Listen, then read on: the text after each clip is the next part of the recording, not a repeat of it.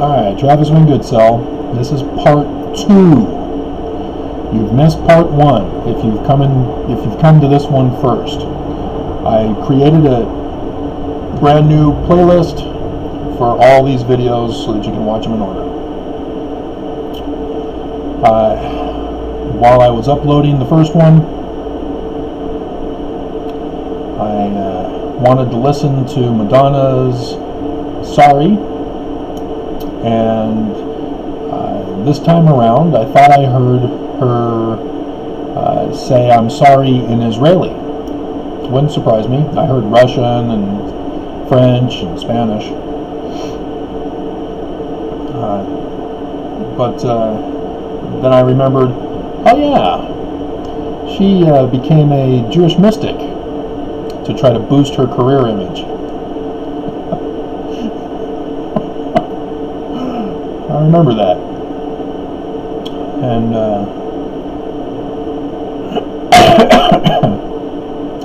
And people were mistakenly saying that she had become Jewish. No.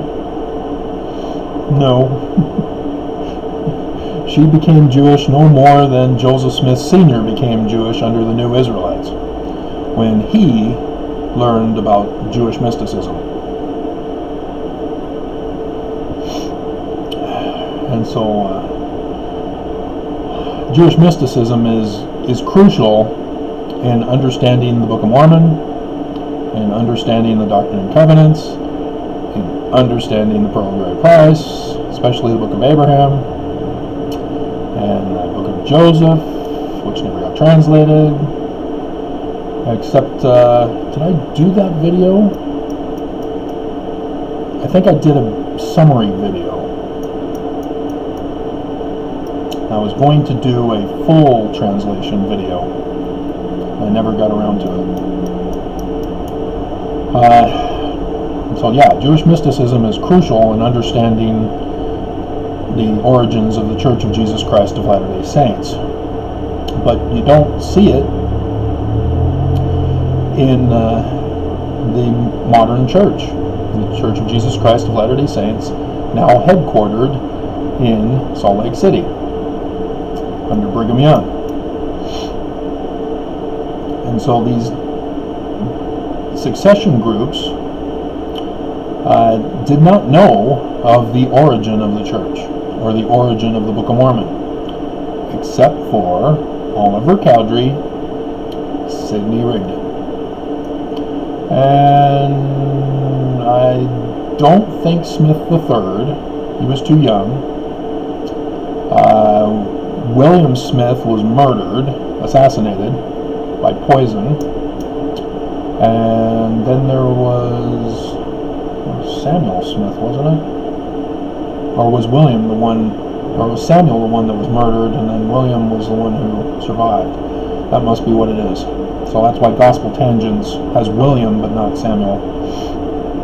And so when I get to my copy of my word copy of the Succession Crisis blog that I did,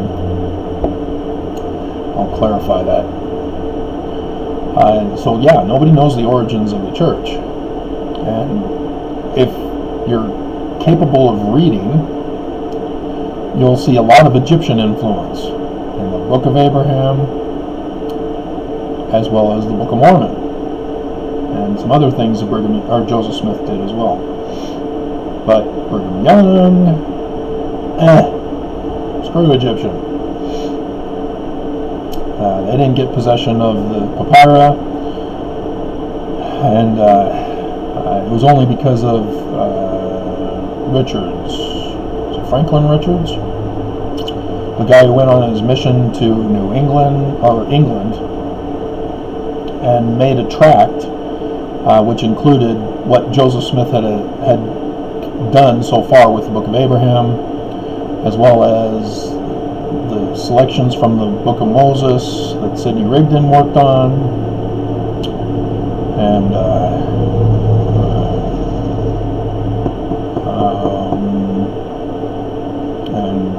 maybe the Articles of Faith, I don't know. He just assembled some stuff together into a pamphlet to hand out to people out in England. And so, because he decided to choose Brigham Young as his successor, Brigham Young then eventually was the Brigham Young Church that put it in, called it the Pearl Press. And so that's why it was a bigger crisis than I had been taught by the church, even though I wasn't taught that there was a crisis at all. The only crisis I knew as a Mormon growing up was that Joseph Smith was murdered for being a religious leader, and that people hated him for his religious beliefs, and therefore Mormons were chased out of America and had to go to the western United States. They don't tell us that he went to Mexico. Salt Lake Valley was Mexico. He fled the United States. They don't tell us those things. Those are kind of crucial. And they don't say the kingdom of Deseret. They say the state of Deseret, as if it were a state in the United States that they just got to name themselves and declare a state in violation of the congressional process. So, yeah, there's a lot of errors taught to Mormons because of the withholding of information that the church has done to us. So that's something to think about here. I was thinking about going into a discussion about Paleo-Hebrew and recognizing Israeli is different than Aramaic, and Aramaic is different than Hebrew, and Hebrew is different than Paleo-Hebrew, and all of it's different than Proto-Sinaitic, though Proto-Sinaitic is phonetically the same as Hebrew. And that's where my decipherment of Paleo-Hebrew is so essential, is because the current scholarship are pursuing a tangent path to claiming Proto-Sinaitic is the origin of the alphabet.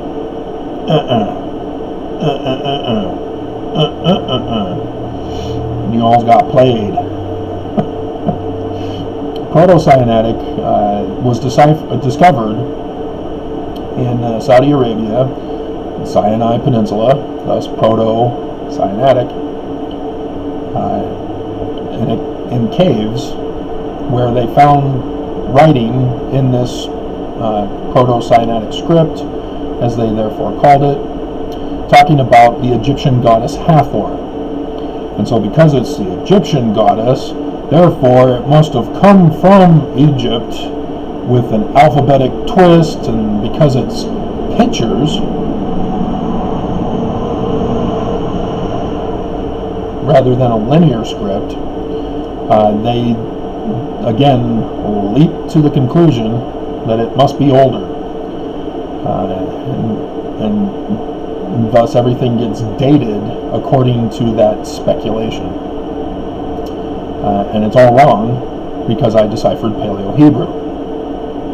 Paleo-Hebrew, also called Phoenician, because they have the exact same script and same number of characters, letters.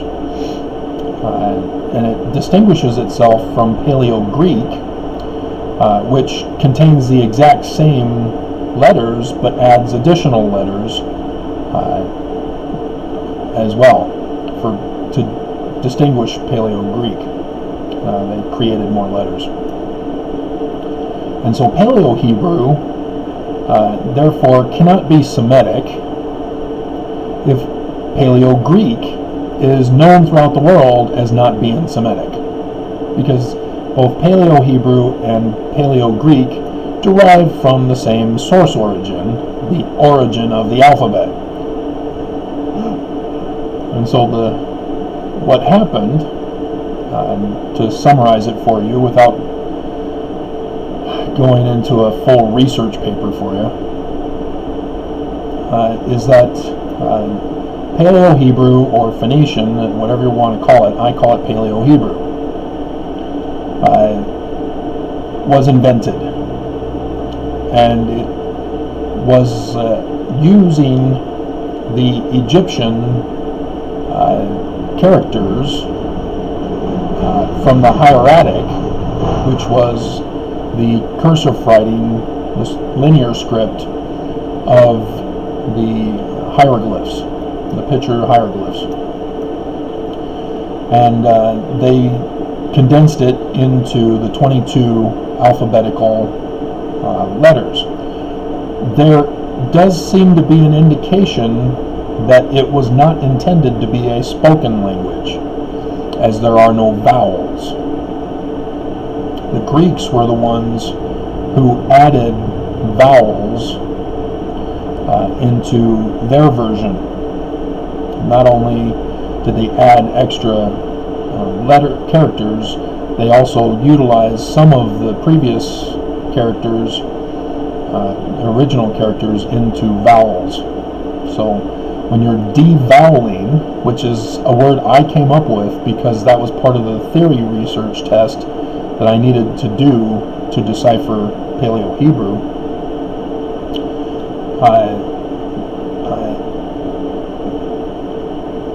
I have to pay attention to whether the character or the letter needs to be left in as the root word, or if it's an added vowel.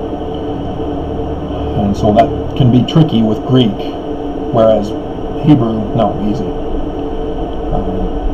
Because the Masoretes in 800 AD were the ones who added vowel points, and so it's easier to identify the vowels in PaleoHebrew. And so the scripts are all different as well.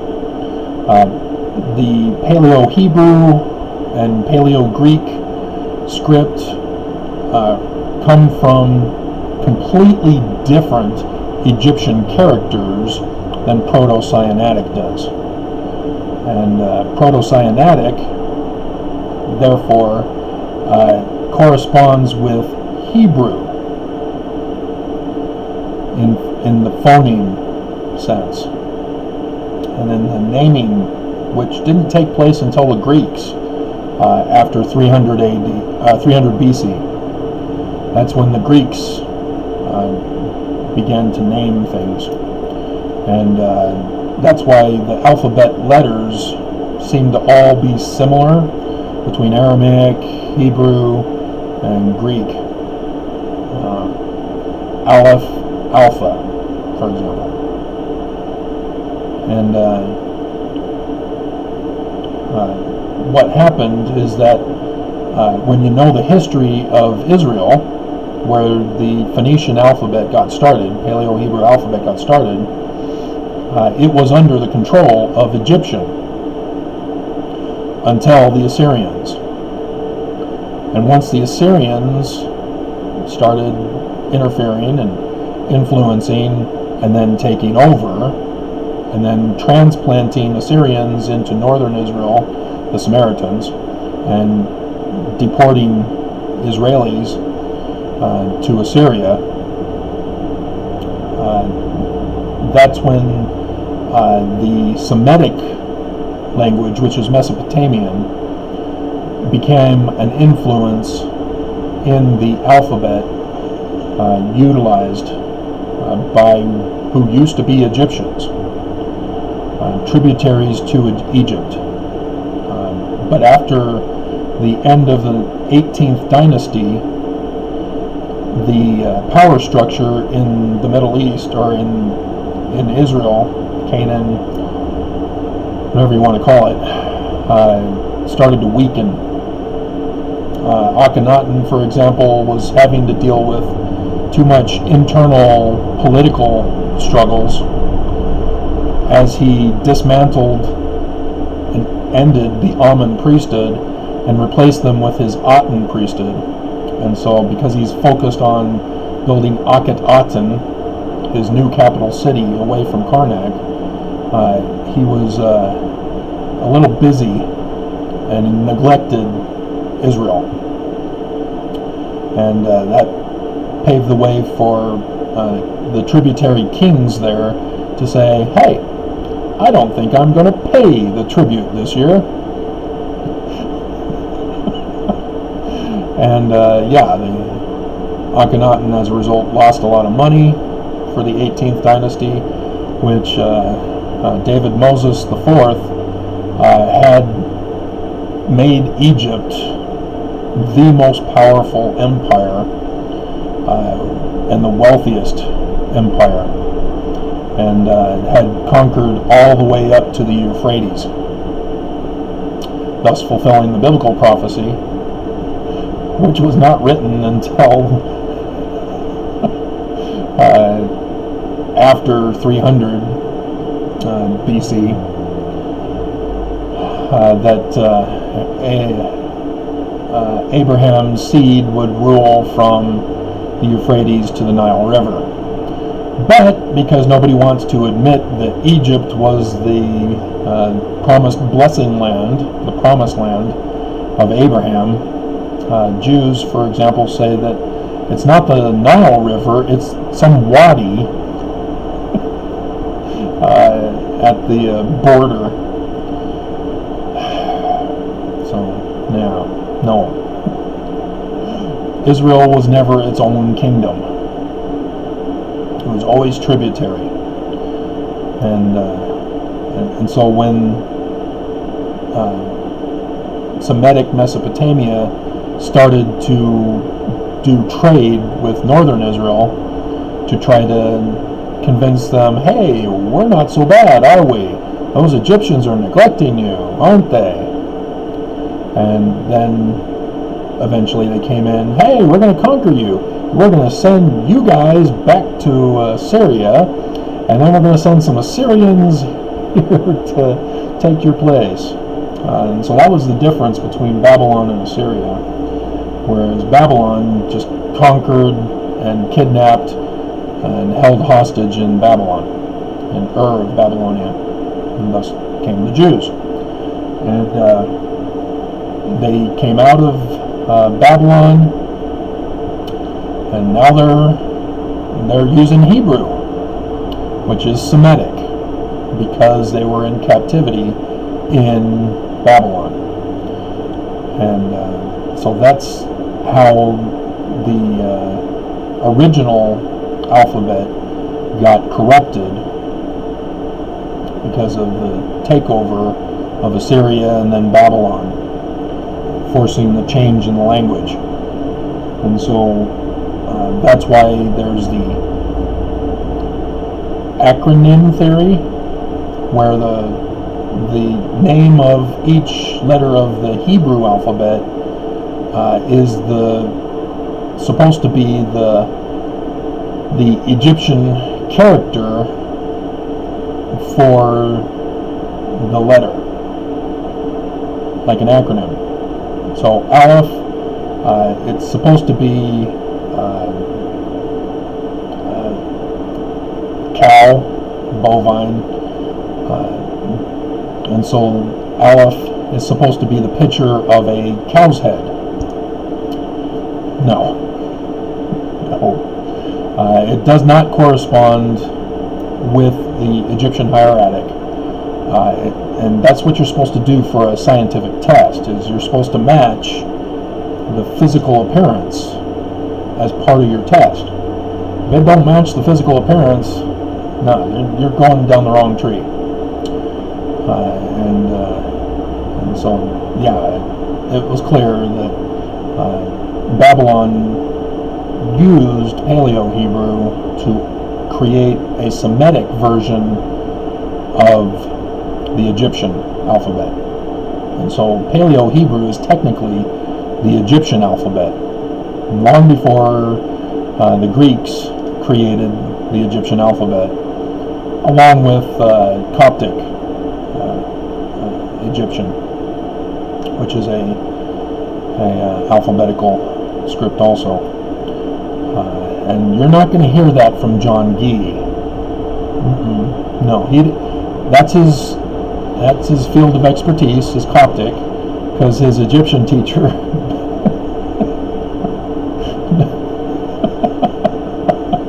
has condemned him for his interpretations of the Book of Abraham. And so, yeah, he hides now in Coptic and doesn't do much in the way of Egyptian. He's published a book about the papyri, but there's worthless information. It's all historical. There's nothing Egyptian that he goes into there. It's a waste of your money. So yeah, John Gee is a fraud.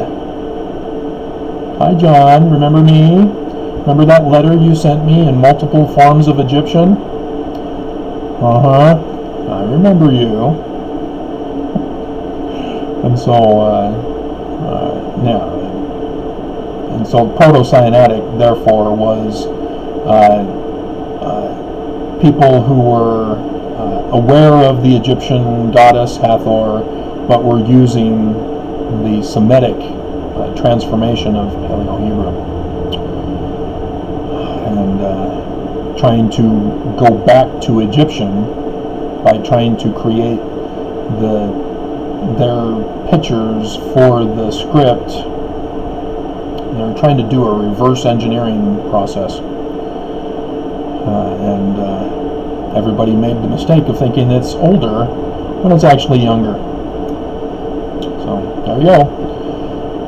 Now, as we're 21 minutes into this, we'll cover the first person on my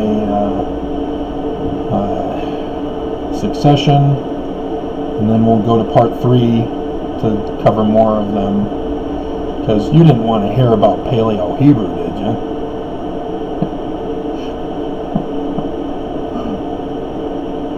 But like I said, you need to understand Jewish mysticism in order to understand the Book of Mormon, Joseph Smith, and all that was done. So, let's see. Yeah, we'll start with James Strang here. Alright, so let me stop, upload this portion of the video, and then put the pictures in.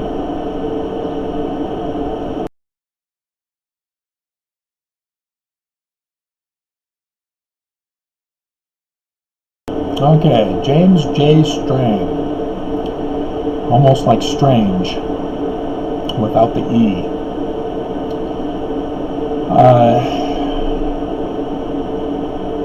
He was converted to the church in February of 1844. So he's pretty much a deathbed conversion,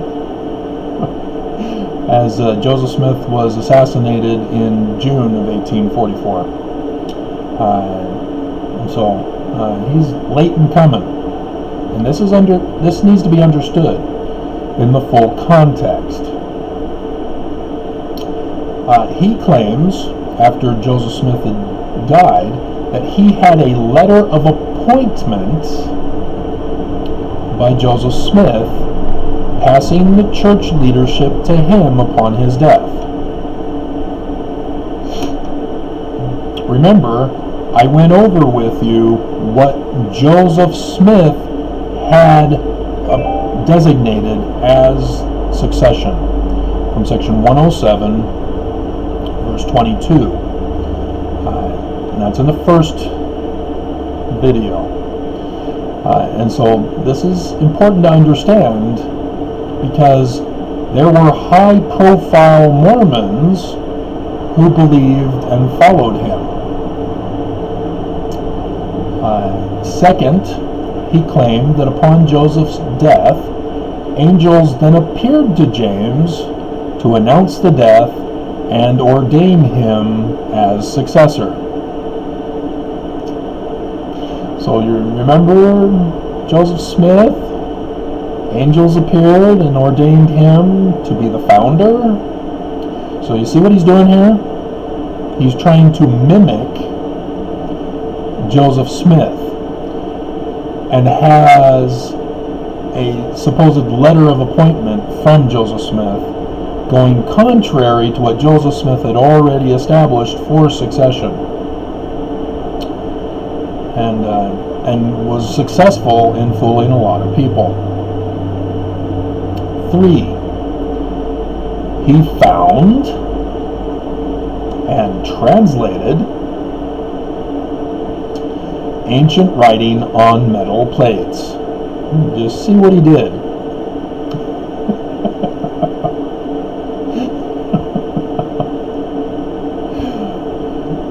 So, yes, there were some high-profile Mormons, including William Smith, Joseph's younger brother. He also got Martin Harris, before Martin Harris then decided to go back to Brigham Young. Let's see. Yeah, that's about Martin Harris. Let's see. James moved his church to Michigan, but he was murdered by dissenters of his church.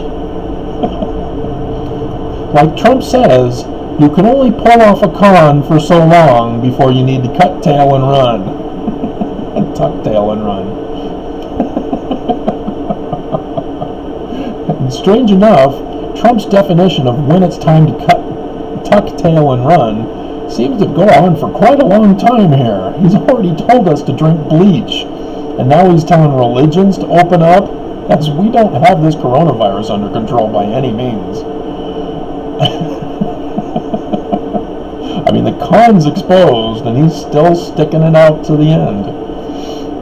So, yeah, he was murdered by those within the group, and of course they don't talk. They're not going to say who did it. But yeah, that's when Martin Harris and William Smith went to other places to join other churches. Well, Martin Harris went to join Brigham Young.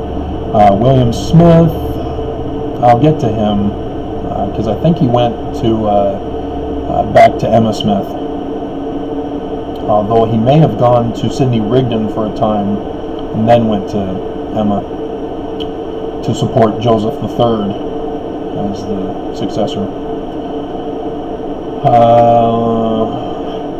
Yeah, he started polygamy. So again, understand, Brigham Young already started polygamy by the, well, he was doing an underground polygamy, and condemned William for not practicing polygamy, as Joseph Smith had ordained. No, he didn't. So yeah, William Smith apparently was too young to be involved in the organization of the church, and so this is important key information when doing church history, is because Sidney Rigdon, knew Brigham Young was not the successor, whereas Martin Harris, who started the 116 pages, and then they had to come back to him when it was time to publish to get the money from him to publish. And so those are crucial key clues to understanding the real church history. And so William Smith is behaving as if he knew nothing about his brother and what was going on from the beginning. And so yeah, in 1849, which was 2 years after Brigham Young kidnaps Mormons to the Salt Lake Valley,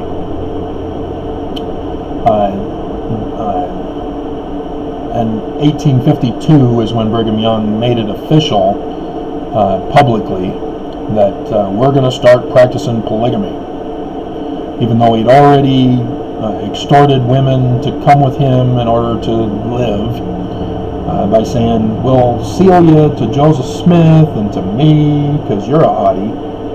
You will do to Joseph Smith because you're not so hot.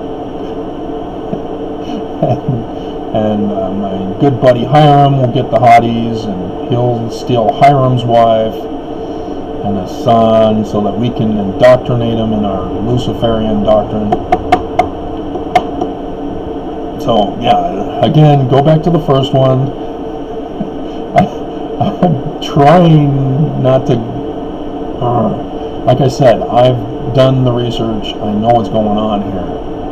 So you guys, if you're all of a sudden learning this for the first time and you haven't gone to all my other videos on church history, or you haven't even learned from other LDS critic historians about some of the controversies, you're lost and you're getting angry with me.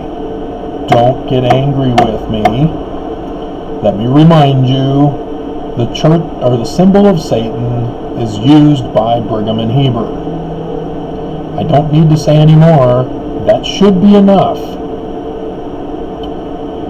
So yeah, James Strang starts polygamy in 1849 and blows it, because William and Martin knew that polygamy was not by Joseph, and so there was dissension by those who were prominent in the church who followed Strang, because he seemed to copy Joseph, but then he blew it by creating polygamy, and they wanted nothing to do with that, both men and women, and they assassinated him, left him in Michigan for dead. And so I put here, there was no further succession. Because they abandoned the church. They found out he was a fraud. By their fruits ye shall know them. Alright, so I'm seeing that I'm at 9 minutes. So we'll stop it here. And then we'll get to the other guys. Unless I come up with some other... what's it called? In lessons. Object lesson. Like I did with Jewish mysticism here.